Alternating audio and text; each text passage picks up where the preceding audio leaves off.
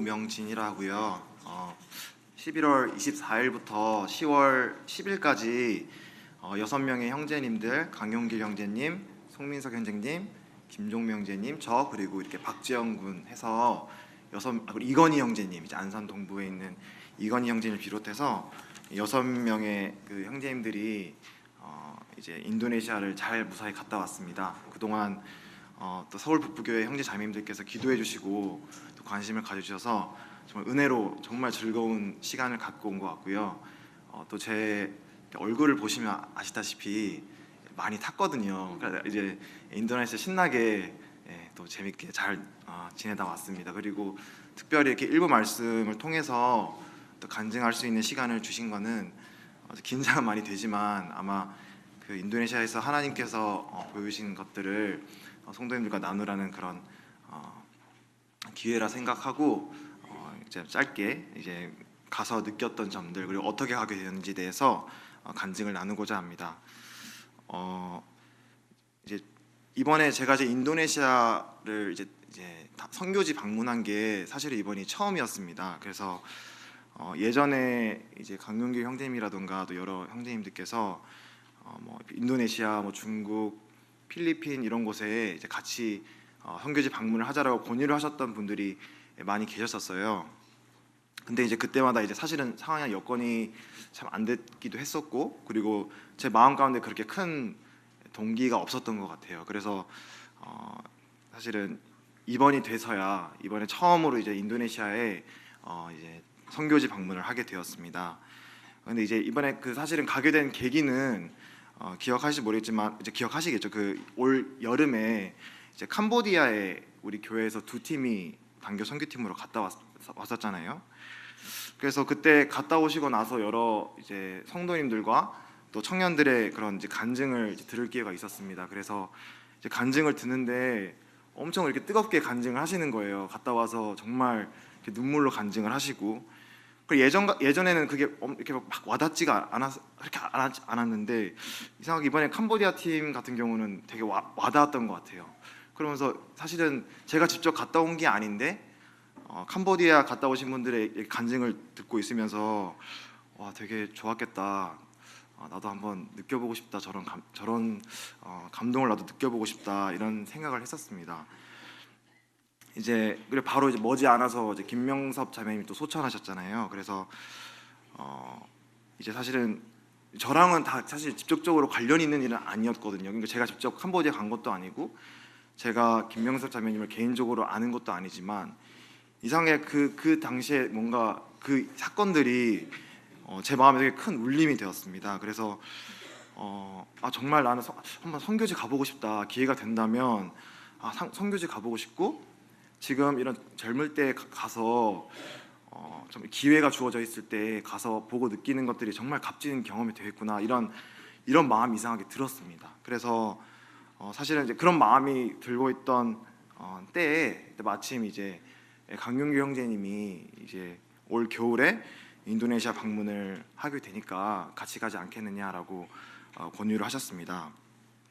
저는 사실 진짜 기다렸던 것처럼, 사실 뭐 기도해 보겠다는 말도 사실은 기도를 해야 되는데 기도해 보겠다는 사실은 말씀도 안 드리고 가고 싶다고 그래서 제 말씀을 이렇게 드렸어요. 그리고 이제 그리고 사실 이제 그렇게 말씀을 드리고 이제 한 분씩 이제 박주영 군, 뭐 종명재님, 민석 형제님 이런 식으로 한 명씩 이제 이 팀의 이제 형제님들이 더해지게 되었는데 좀 하나님께서 정말 인도해 주신 것 같아요. 지금 거기 그 인도네시아 가서 정말 그 형제님 한 분 한 분이 정말 그 개성이 있으신 분들이거든요. 그래서 한 분 한 분이 정말 귀한 그런 역할들을 해주시고, 거기 안에서 정말 그 형제님들로 인해서 참 큰 많은 격려가 되고 서로 이렇게 동역할 수 있었던 것 같아요.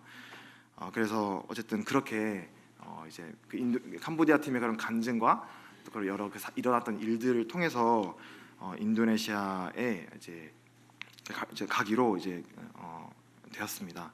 근데 이제 준비하는 과정에서 이제 제가 이제 느꼈던 점을 이제 말씀을 드리고 싶습니다.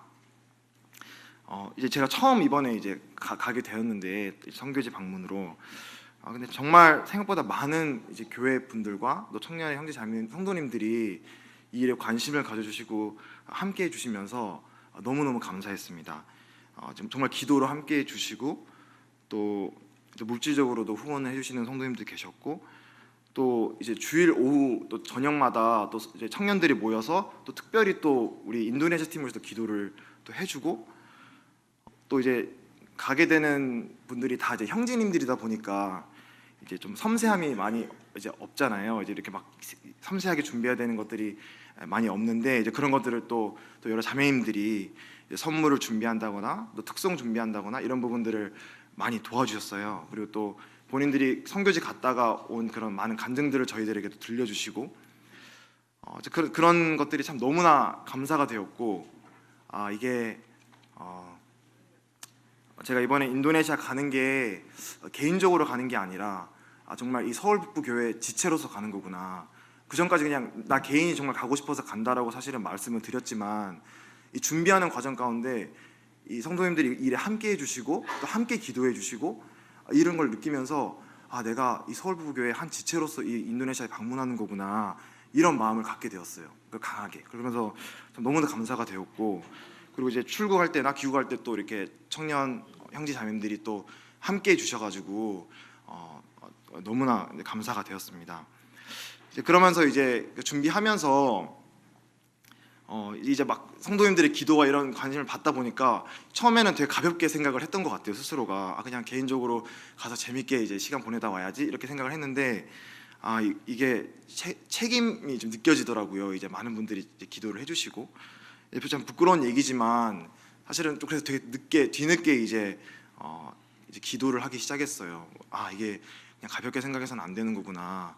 그러면서 이제 기도를 시작했는데, 근데 이제 많은 또 걱정과 이제 막 두려움이 생기더라고요. 또 기도 이제 생각을 하다 보니까, 제가 이번에 이제 처음 가는 건데 근데 또 이제 많은 또 다른 분들의 간증을 들어보니까 그런 좀 이런 선교지에 가다 보면은 이제 나의 그런 육신적인 모습, 이기적인 모습, 이런 모습들이 많이 나올 수가 있다. 이제 그런 이제 간증을 들려주셨는데, 저도 사실은 그런 부분이 많이 염려가 되더라고요.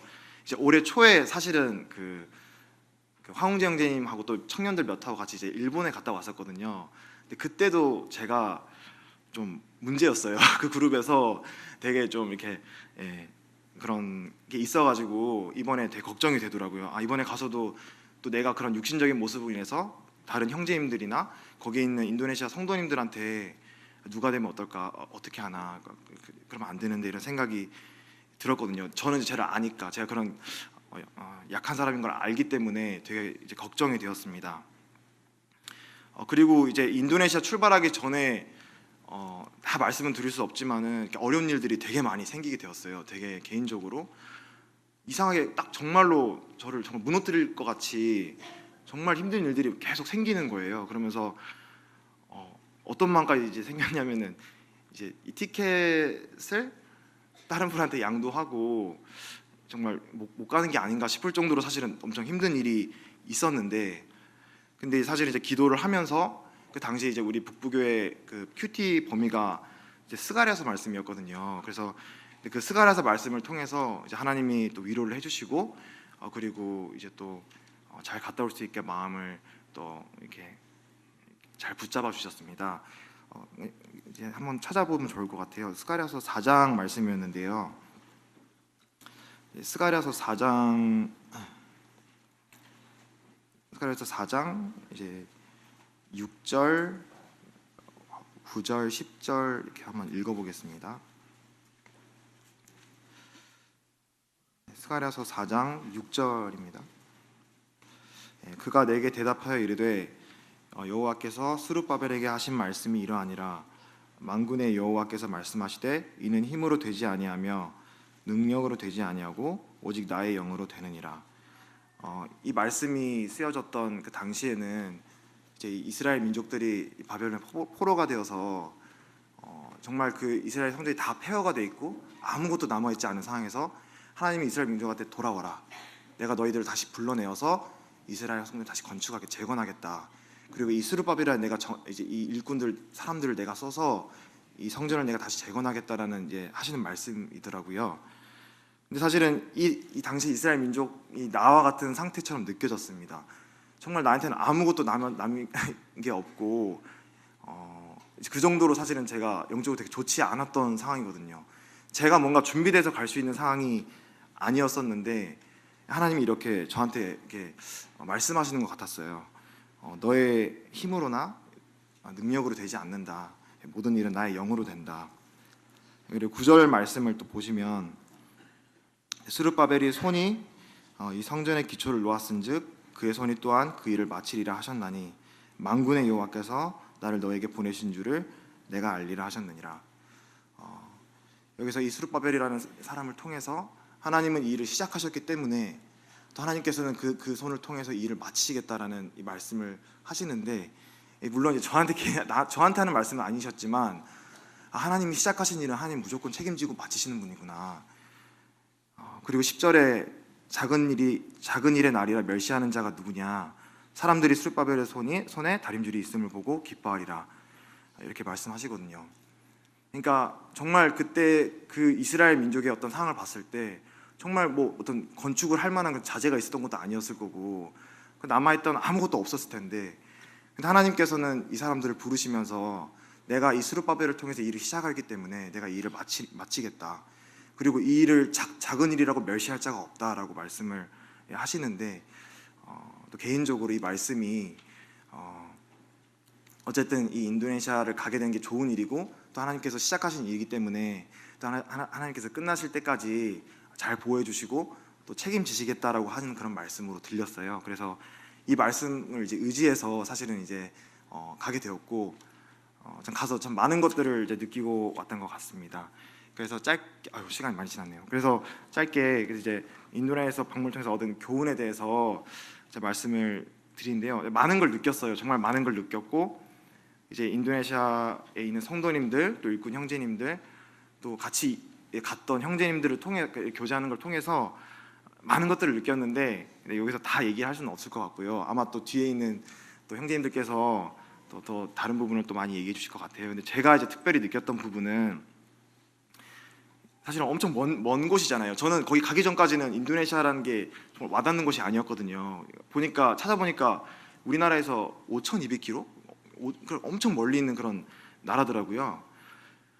근데 하나님께서 어떻게 이렇게 멀리 있는, 한국에서 멀리 있는 이 인도네시아라는 땅에 한국이라는 나라를 통해서 복음을 전하시고 거기에 모임을 세우셨을까? 이거를 이제 거기 가서 이제 눈으로 보고 또 거기 있는 일꾼 형제님들과 또를 교제하면서 이제 많은 간증을 들으면서 이제 보고 듣게 되었습니다.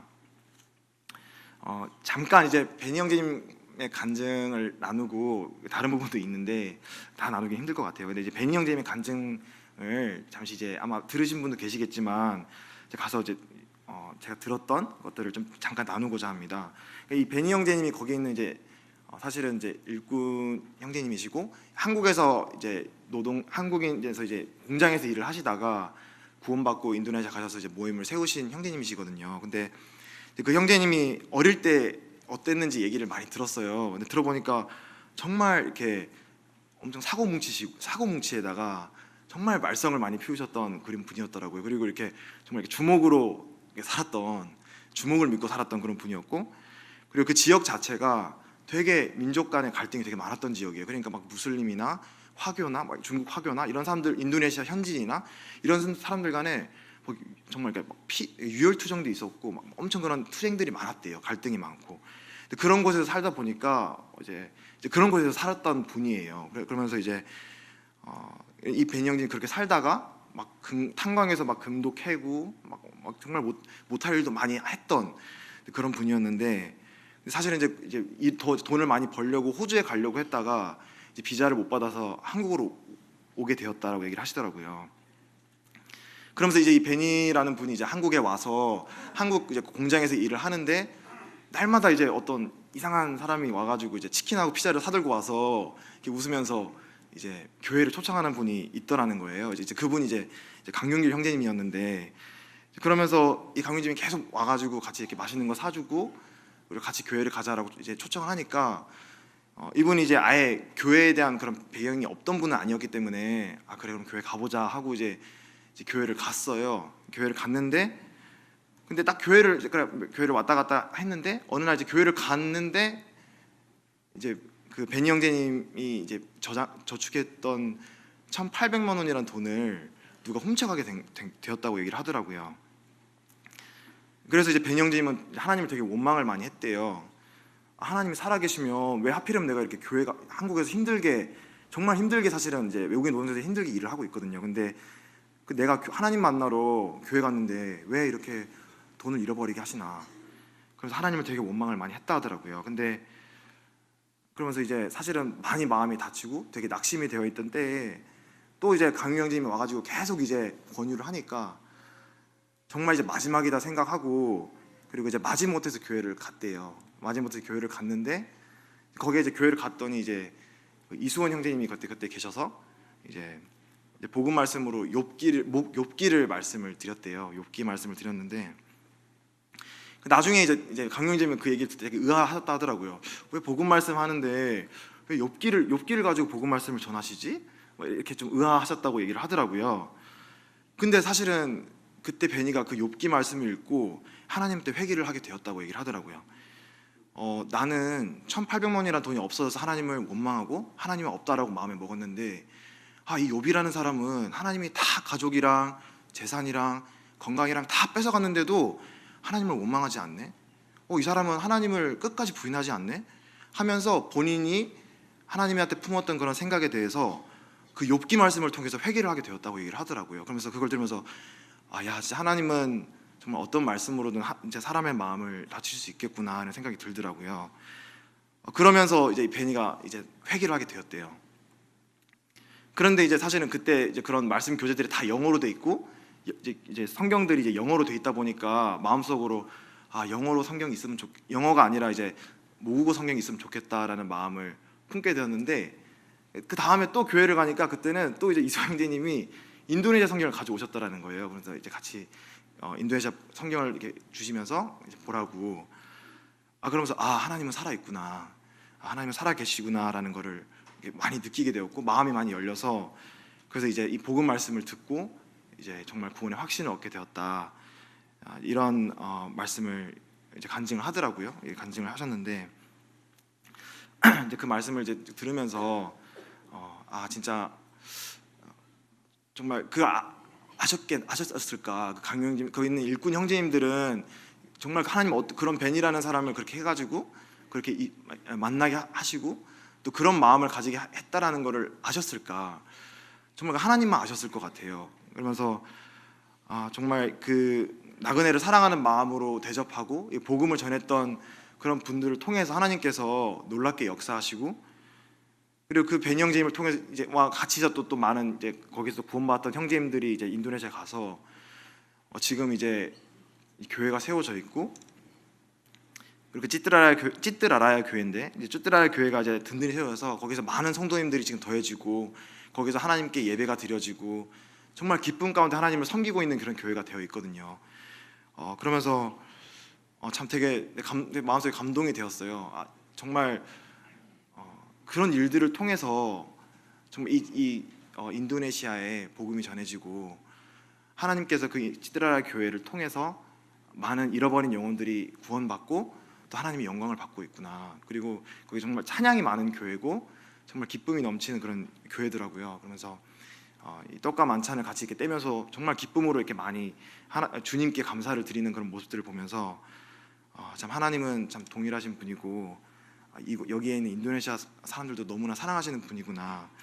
하나님의 사랑 또 우리는 다 알 수 없지만 하나님께서 이 섭리 가운데 이 사람들을 만나게 하시고 또 구원하시는구나 이런 것들을 또 거기 있는 형제님들의 간증을 통해서 또 배우게 되었습니다.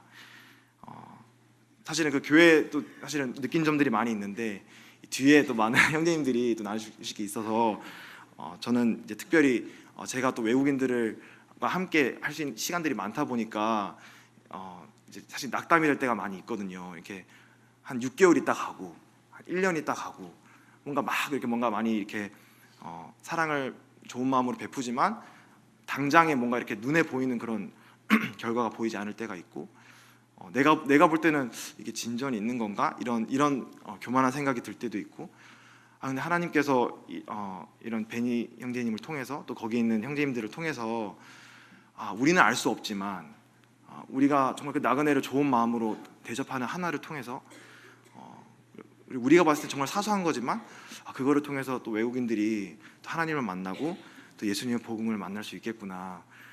그러면서 여기 있는 또 외국인 분들 또 아니면 또 복음이 필요한 분들에 대해서 이제 낙심하지 말고 포기하지 않고 사랑을 베푸는 게 얼마나 중요한 일인가 이런 거에 대해서 다시 한번 또 이렇게 느끼고 왔던 것 같습니다. 그래서 정말 그 성도님들이 정말 기도해 주신 덕분에 잘 갔다 오게 되었던 거라고 정말 저는 생각하고요.